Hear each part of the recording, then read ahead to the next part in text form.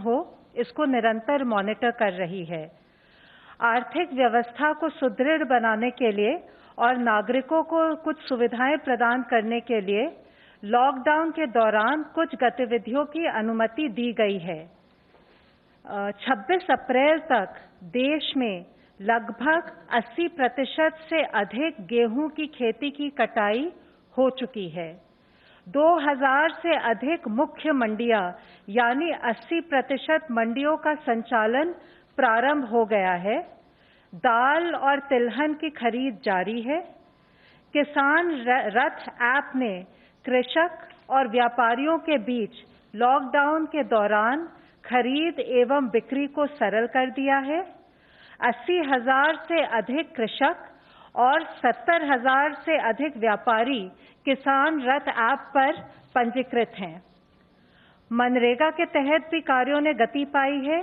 Water conservation और irrigation जैसे large community assets पर भी मनरेगा के तहत काम शुरू हो गया है और 2 करोड़ से ज्यादा श्रमिकों को रोजगार प्राप्त हुआ है। सर्वे के अनुसार लगभग 60% फूड प्रोसेसिंग यूनिट्स ऑपरेशनल हो गई हैं। स्पेशल इकोनॉमिक जोन्स में 2,825 इकाइयां और इसके अलावा 350 एक्सपोर्ट ओरिएंटेड यूनिट्स भी क्रियाशील हो चुकी हैं। ग्रामीण क्षेत्र में निर्माण कार्यों से, ईंट भट्टों के संचालन से और सड़क परियोजनाओं इत्यादि के प्रारंभ होने से स्थानीय और प्रवासी श्रमिकों को फिर से रोजगार मिल रहा है। ये आवश्यक है कि इन सब कार्यों को करते हुए हम सावधानी बरतें, राष्ट्रीय निर्देशों का पालन करें, जैसे सोशल डिस्टेंसिंग, मास्क पहनना तथा स्वच्छता नियमों का और हेल्थ प्रोटोकॉल्स का अनुपालन करना।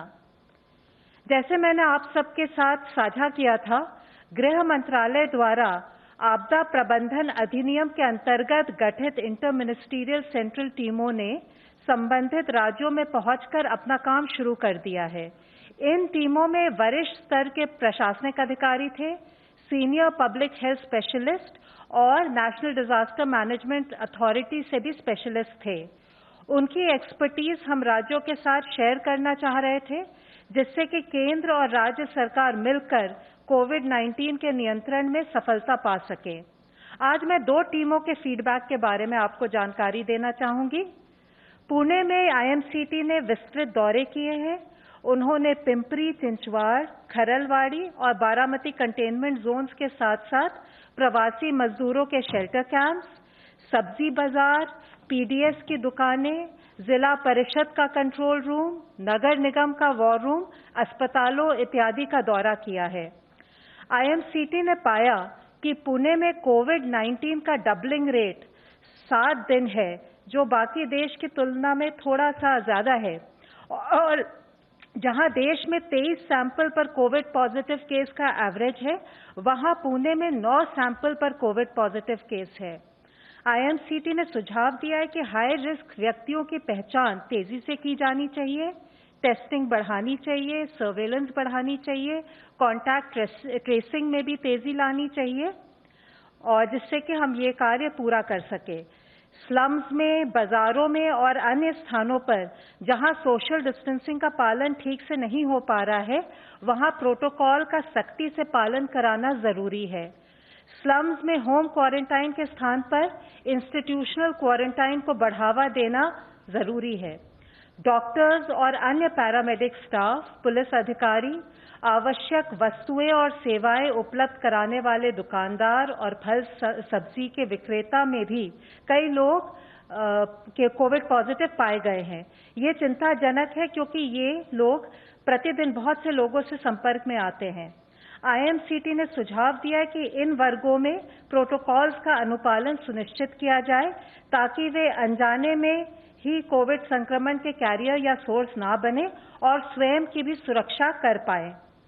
आईएमसीटी ने महाराष्ट्र के माननीय मुख्यमंत्री जी, राज्य के गृह मंत्री जी एवं वरिष्ठ अधिकारियों के साथ भी वीसी पर विचार विमर्श किया। अब मैं आपको जयपुर की आईएमसीटी के बारे में बताऊंगी। जयपुर की आईएमसीटी ने पिछले कुछ दिनों में डिस्ट्रिक्ट के hospitals, quarantine centres, containment zones और मजदूरों के लिए स्थापित रिलीफ कैंप्स का भी दौरा किया। उन्होंने मुख्य सचिव एवं वरिष्ठ अधिकारियों के साथ बैठक की और अपने अनुभव के आधार पर सुझाव दिया कि वॉल्ड सिटी में शाम को लॉकडाउन के नियमों का उल्लंघन न हो, इसके लिए सख्त कदम उठाने की आवश्यकता है।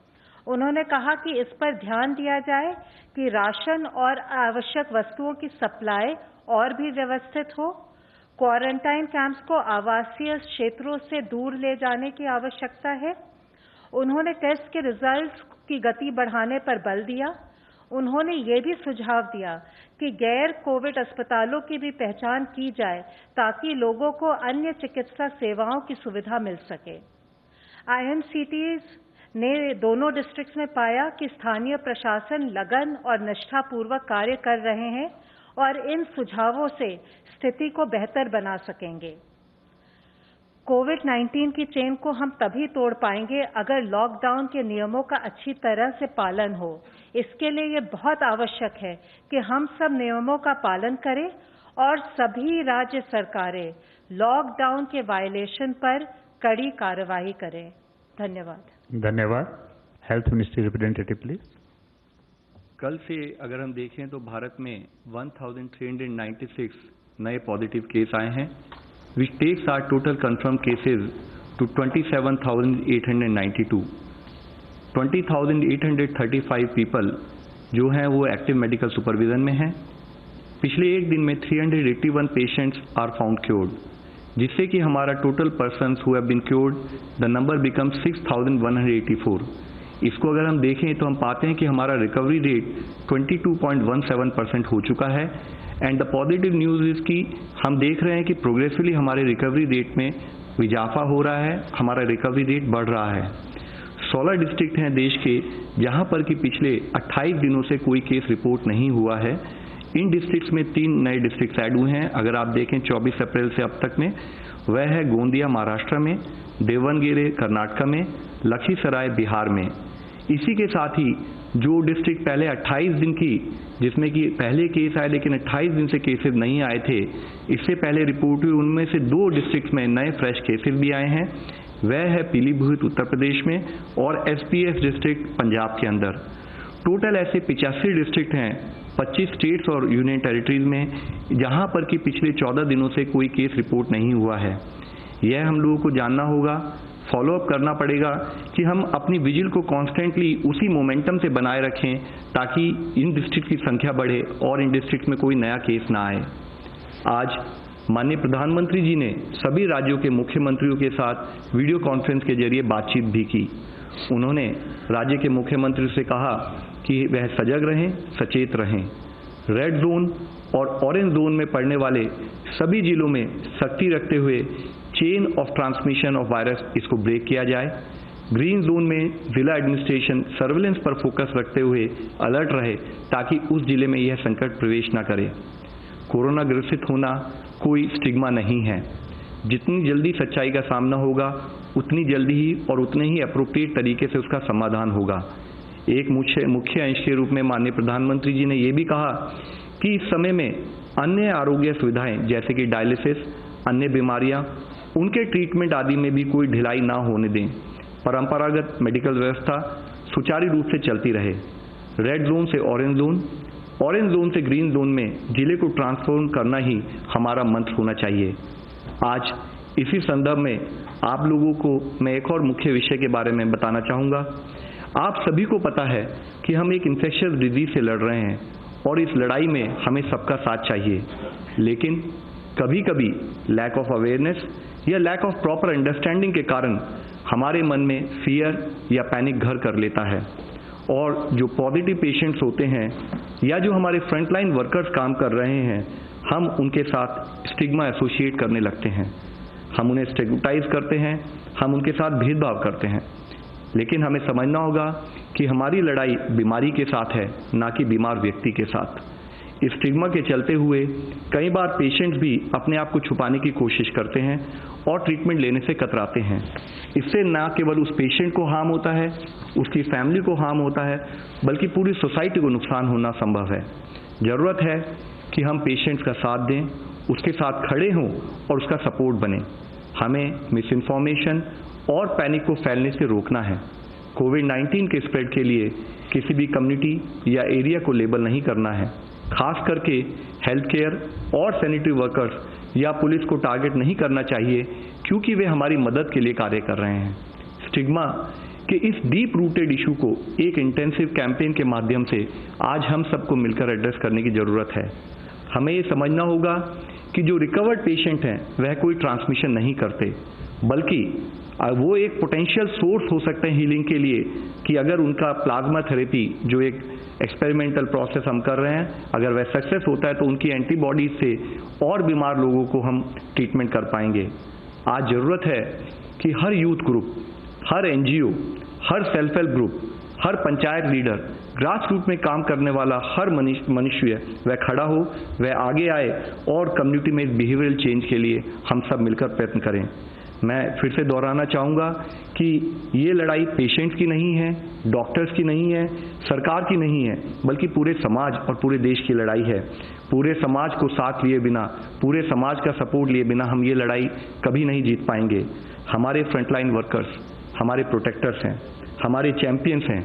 हमें उनके साथ भेदभाव नहीं करना है, तो क्योंकि नहीं तो फिर हमारी रक्षा कौन करेगा। इस निस्वार्थ रूप से जब वे हमारी सेवा करने के लिए अपनी जान को जोखिम में डालकर काम कर रहे हैं, तब ज़रूरत है कि हम उनके सपोर्ट के लिए खड़े हों। हम उनको, जैसे अब तक हमने जनता कर्फ्यू और अदरवाइज भी उनको हमने जिस तरह से सम्मान दिया है, वह सम्मान हमारा कंटिन्यू रहे। और इसी संदर्भ में मैं आप लोगों को दिखाना चाहूँगा कि कैसे हमारे जवान, चाहे वह पुलिस हो या अर्धसैनिक बल के जवान हो, कैसे वे अपनी जान को जोखिम में डालकर हमारी सुरक्षा कर रहे हैं। हम सभी को चाहिए कि हम उनका आभार व्यक्त करें, उन्हें उचित सम्मान दें।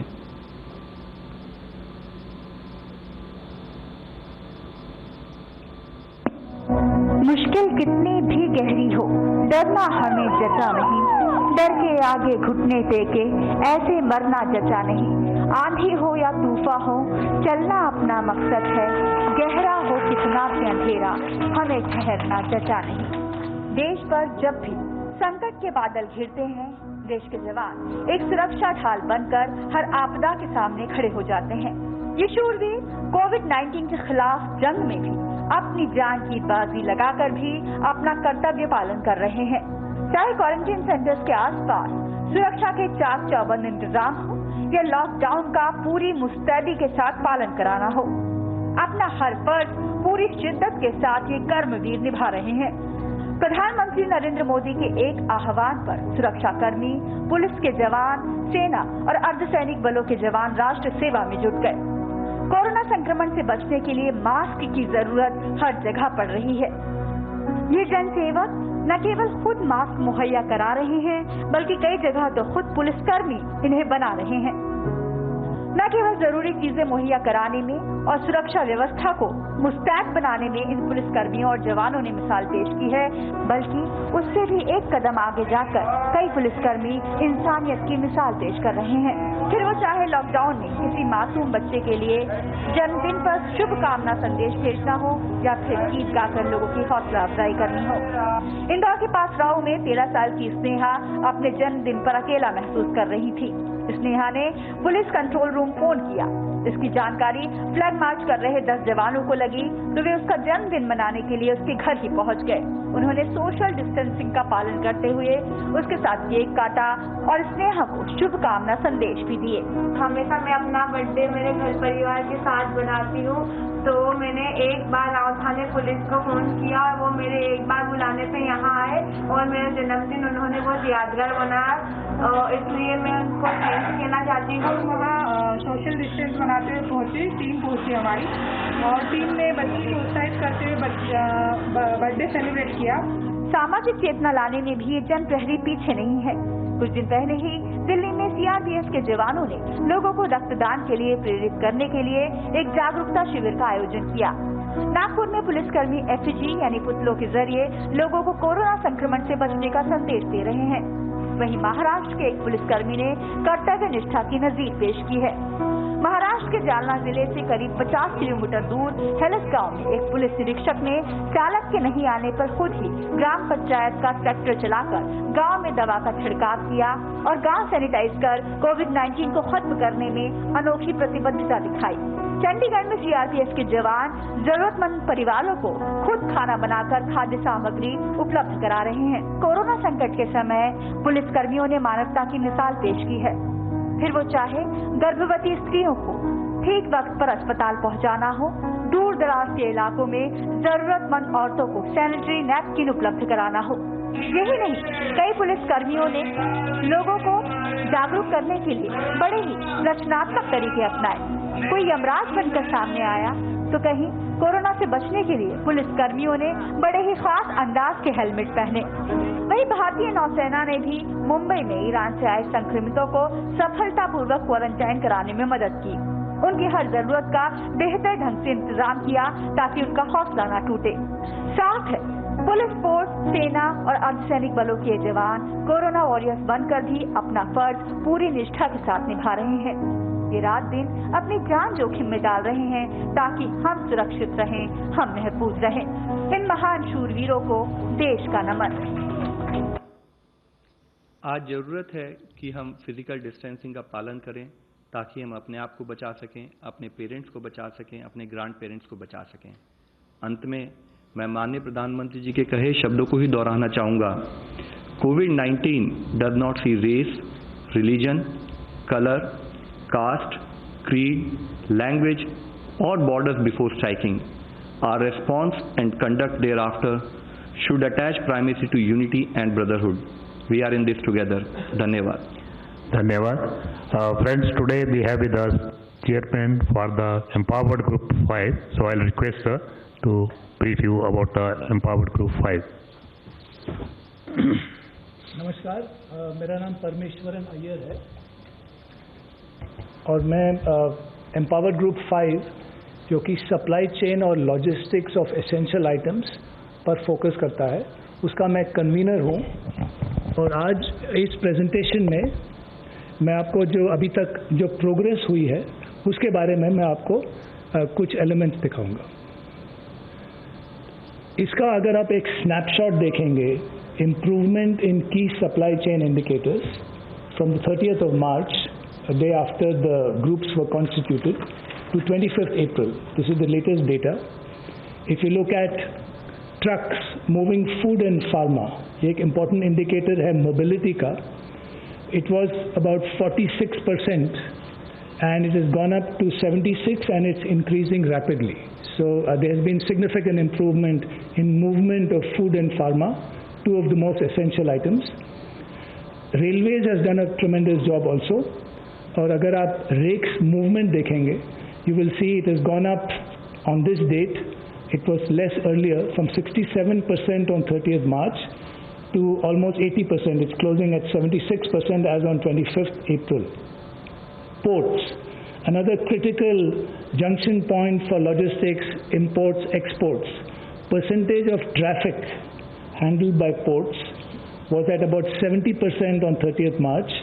And in fact, it had gone up even higher, so it's fluctuating between 87 and 90%. So it's almost back to normal. On mandis, which are major places where trade of agricultural produce takes place, it was about 61% on 30th March, and it's almost 80% now. So this is giving you a snapshot of the significant progress made on essential supply chain items.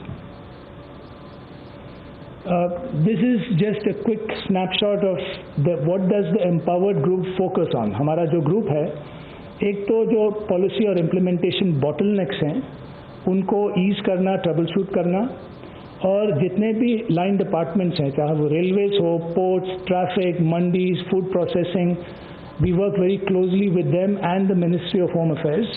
We also consult with stakeholders from outside, industry, food, pharma, transporters, wholesalers, retailers and mandis. We try to cover all the key stakeholders. उनसे हम consult करते हैं, उनके opinions लेते हैं, and then we factor that into recommendations which we make. specific bottlenecks को troubleshoot करना. This is also very important. जैसे नासिक में the onion mandi had a problem when one person was tested positive. So we worked with Maharashtra government, with Agriculture Ministry, and then alternative arrangements were made. And then tracking key indicators, जैसे मैंने अभी आपको दिखाया, और disseminating of best practices of supply warriors. अभी love ने police के बारे में एक आपको अच्छा वीडियो दिखाया. There are a number of supply and corona warriors, चाहे वो postal department के हों, truck drivers हों, unloaders हों, ordinary people who are performing extraordinary work. उनके stories हम share करते हैं and other states listen and learn from those stories. These are some specific examples which have been done over this period to ease the supply chain of essential items. These are examples जो कि हम Home Ministry के साथ बहुत ही closely coordinate करते हैं. Movement of vehicles. Very early Home Ministry made it clear there was no difference in movement between essential non-essential. दूसरा बहुत ही important step Home Ministry ने लिया था कि ट्रक ड्राइवर के लिए आपको केवल ड्राइविंग लाइसेंस दिखाना है. You don't need to show any pass. Plus 2 others will be allowed. Empty trucks were also allowed because there was some issue initially कि एम्प्टी ट्रक लौट रहा है, is there a problem. That was also allowed. Movement of workers and truck drivers, this was a major issue in the initial days. So movement of labour to and from residence is allowed with a pass. And railway, airport, seaport and customs can issue passes themselves in consultation with the local authorities. So these have been progressively relaxed, and despite the lockdown, all these are examples of specific and logistics sector. Distribution and availability of food. So farming operations have of course allowed, including rabi harvesting. Post 20th April, as you can see, as per the guidelines issued by MHA, again the supply chain was supported through softer elements. Dhabas are now functioning, repair shops for truck drivers, and of course operation of mandis, which is a very important part for the farmers to sell their produce, and manufacturing units. In fact, the entire manufacturing supply value chain, चाहे वो manufacturing हो, distribution हो, packaging हो, and all ancillary activities. So the forward and backward industry linkages were operationalized. Food processing specifically, particularly in relation to the farmers, and packaging unit operations were also allowed. So progressively, despite the lockdown conditions, the supply chain started increasing very consistently and has made good progress. These are some examples of which government institutions who are working round the clock to make essentials accessible to all. As all of you know, Honorable Prime Minister also mentioned many of these in his Mann Ki Baat address on Sunday. You take parcel trains by the railways. This has been a very, very successful operation at great effort by the railways. So 109 timetable parcel trains over 58 routes are running by the railways. They're carrying more than 400 rakes day and night, carrying food grains and other essential items.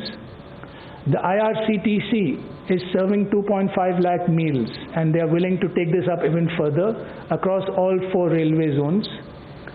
392 Lifeline Udan flights by the airlines are carrying 700 plus metric tons of essential cargo operated till date, and this is continuing. They are operating nationally and internationally for the supply chain.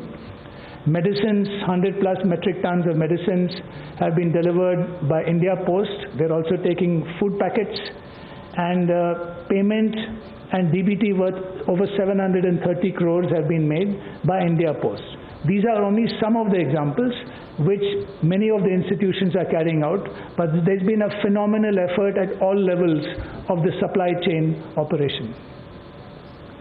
और ये हमारे जो stories from the ground हैं उनके कुछ examples. Telangana में 8 anganwadi teachers, they formed a community kitchen and are feeding migrants. There's a huge effort going on feeding the migrant workers. I'll come to that in my next slide.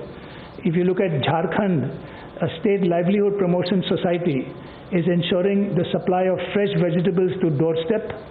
In fact, Ahmedabad started a vegetable on wheels where the municipal corporation started delivering food to doorstep as well, which became a best practice example.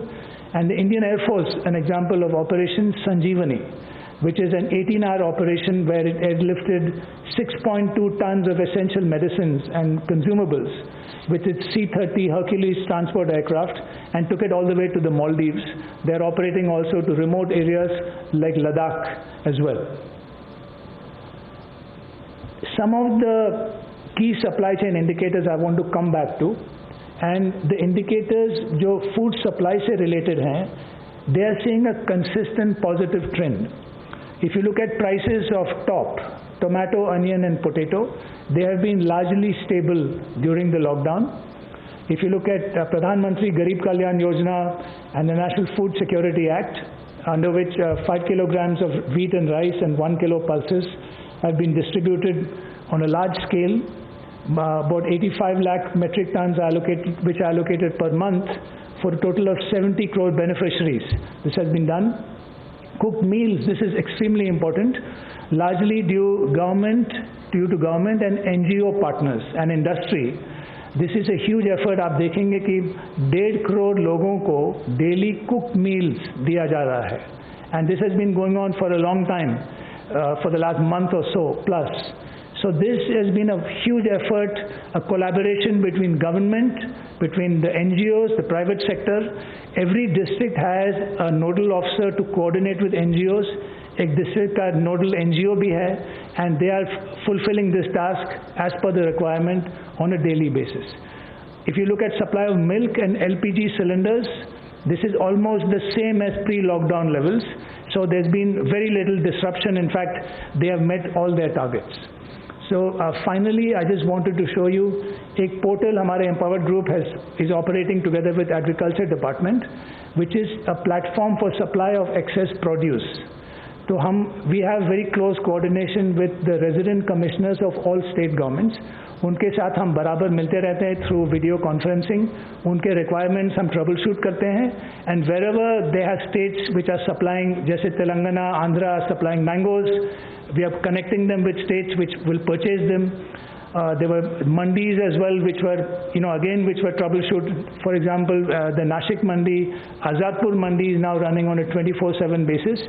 So in addition to that, we are also connecting supplying states with buying states. So these are just some examples of the work we are doing with state governments and other departments and private people. And the supply chain and logistics chain has been well maintained. I think significant progress has been made by all the stakeholders. I just wanted to share these details with you. Thank you.